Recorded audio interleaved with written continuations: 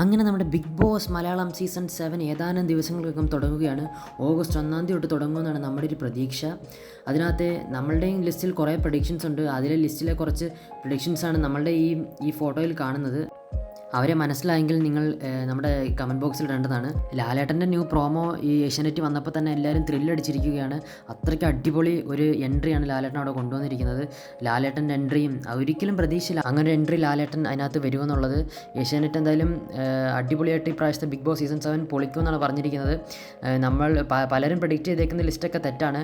എന്തായാലും നമ്മൾക്ക് കുറേ പേരെയൊക്കെ സെലക്ട് ആയെന്ന് നമ്മൾ അറിഞ്ഞു. പിന്നെ മൈജി വഴി ഇപ്പോൾ കോമണറിനെ തിരഞ്ഞെടുക്കുന്നുണ്ട്, അതും അടിപൊളിയായിട്ട് നടക്കുന്നുണ്ട്.